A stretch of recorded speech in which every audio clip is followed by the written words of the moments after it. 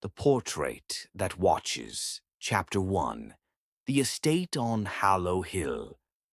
Sarah had never believed in ghosts, at least not until she inherited the old estate on Hallow Hill. The house, a sprawling mansion that had stood untouched for over a century, had been in her family for generations. Her parents had kept their distance from it, deeming it too dark, too full of shadows, and too far out of the way. But now, with both of them gone and no one else to take the property, it was hers. As soon as Sarah stepped into the house, she felt the weight of its history pressing down on her. The musty smell of old wood, the creak of the floorboards, the silence that seemed to hum through the walls. It was all overwhelming. But what unnerved her most was the painting. It hung in the foyer, framed in dark, ornate wood, dominating the space. It was an old portrait of a man she didn't recognize, dressed in an elaborate suit, his face pale and his eyes lifeless. His gaze seemed to follow her every movement, no matter where she stood in the room. "Who is this?" she muttered, stepping closer to inspect it. But before she could think further, the door behind her slammed shut with a force that rattled the windows. Chapter 2. The History Unfolds. The next morning, Sarah sought out the local historian, Mrs. Whitlock, who lived just a few houses down. The old woman had been around long enough to know the stories of every house in the area, including Hallow Hill. "That painting," Mrs. Whitlock said, her voice low, "was painted by a man named Samuel Cray. He was the last known owner of the estate before it fell into disrepair." "Samuel Cray?" Sarah asked, intrigued. "What happened to him?" Mrs. Whitlock paused as though gathering her thoughts before speaking. "Samuel Cray was a troubled man. After losing his wife and children in a tragic fire, he became obsessed with preserving their memory. He commissioned that portrait of himself, but some say he wasn't just preserving his own image. He believed that the painting would hold his soul, that it would keep him from being forgotten." "Did it?" Sarah asked, her heart starting to race.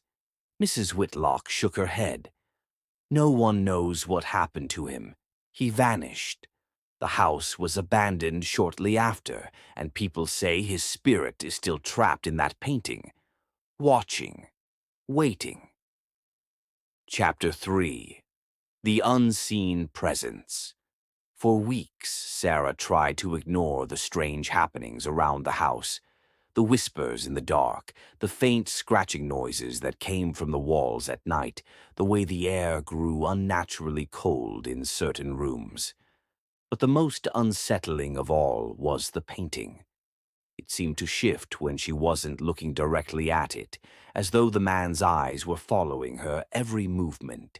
And then there was the feeling, the constant feeling that she was being watched. One evening, as Sarah passed through the foyer, she noticed something new.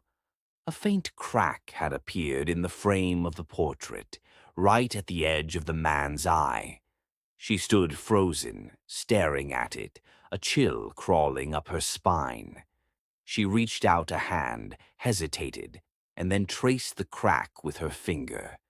The moment she did, the lights flickered and went out, plunging her into darkness. Chapter 4. The Painted Eyes. Sarah couldn't shake the feeling that something was wrong with the portrait. She found herself drawn to it more and more, unable to resist the pull of its eerie gaze. And then one night, as she stared at the painting, she saw it, a subtle movement in the man's eyes, as though he was blinking. Her breath caught in her throat.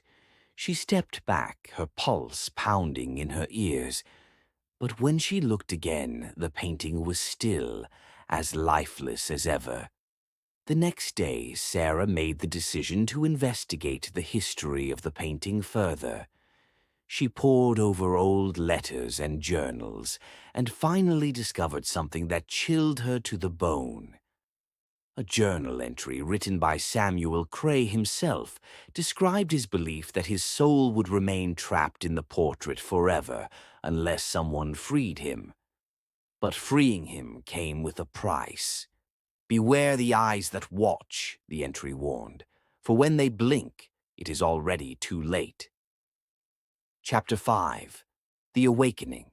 The house grew colder with each passing day. The whispers became clearer, and the walls seemed to close in around Sarah. She couldn't escape the sensation of being watched, no matter where she went. And then, one night, as she lay in bed, she heard a voice, soft but unmistakable. "Sarah?" It was the voice from the painting. She leapt from the bed, heart racing, and ran to the foyer. The painting was no longer still. The man's eyes were wide open now, his gaze fixed on her with an intensity that made her blood run cold. "Sarah," the voice whispered again, and this time it was louder, closer. "Come closer."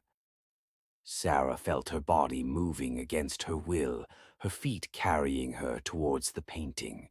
She reached out a trembling hand to touch the frame.